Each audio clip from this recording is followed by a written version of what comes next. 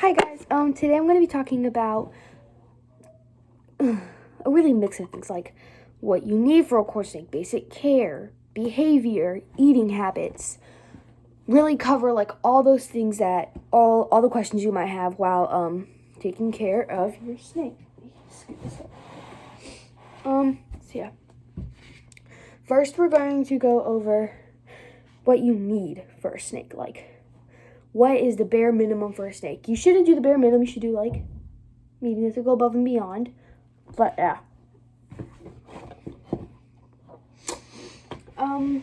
I have, let me just get them all out.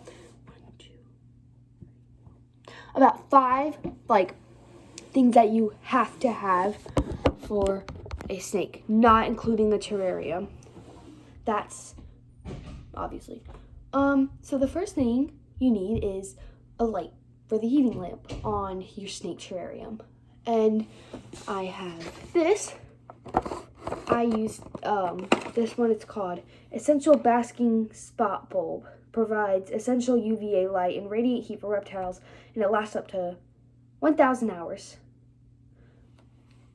Yeah, it has a spare bulb in here. I always keep a spare bulb because you never know when it might randomly die and you need a new bulb. Luckily, I've been able to, like, when it does die, grab a new bulb real quick or figure something out, but it all works out. So this, it's not really a requirement, but you should always keep a spare handy. Next is a thermometer. Wait, actually, there's like 7 things. There's something in the terrarium. It has to stay in the terrarium for it to work, but yeah. So next you need a thermometer.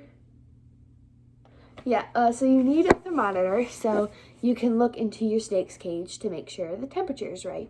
For a corn snake, the ideal temperature would be 88 to 100 degrees Fahrenheit. And Celsius doesn't really matter.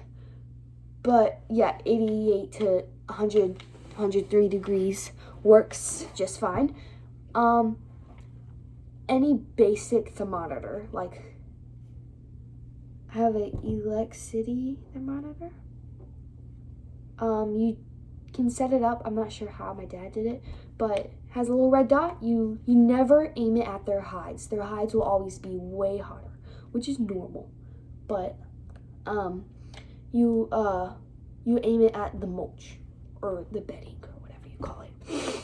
And yeah, you always want to make sure it's around there. And your heat lamp should be on 24/7. It should like turn off at 9. Mine, for example, for daylight saving, as is right now, it turns on at 7 a.m. and it turns off at 9 a.m. And then on not daylight saving, it's 8 a.m. to 10 p.m. Yeah, so basic thermometer. This next one is kind of a pair.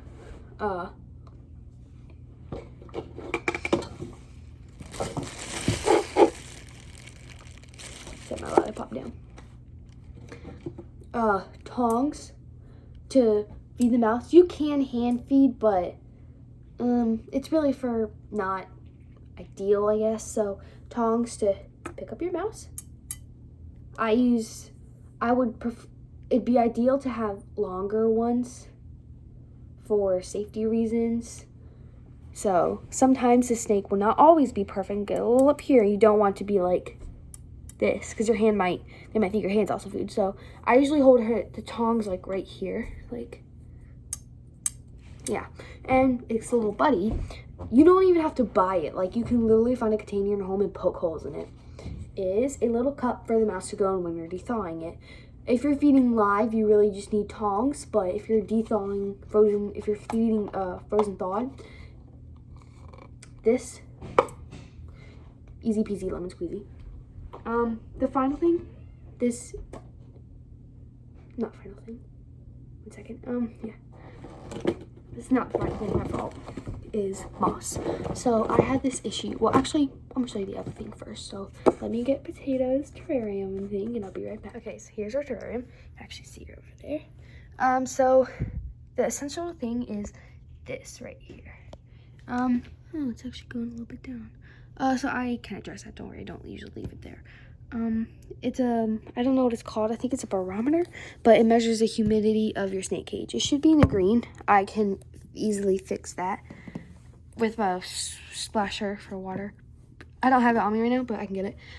So yeah, it's just that, and make sure your humidity is great for your snake, because snakes are very picky about that, especially when they shed. It helps them shed a lot. Yeah, and then there's your heat lamp I was talking about. So yeah, that's really important actually. So yes, now back over here. Okay, back to what I was saying about the moss. So I haven't actually used it yet, so I can't really explain how to use it, but there's directions on the back. For the brand, I use Forest Moss Tropical Terrarium Substance, Bioactive Ready. So yeah, it's moss for when your cage gets a little dehydrated. I don't think I'll ever have to really use it, but it's handy to have. And I can fix potatoes' humidity very easily. Yeah, so once again, the basics. And I keep it all in a little bin under my dresser, under Potato's cage. It's moss,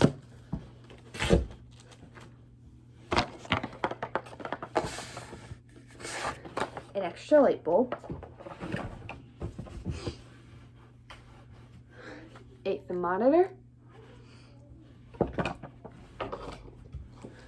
tongs in the feeding bowl, and the little barometer I showed you in Potato's cage. So yeah, I hope you had a good time learning.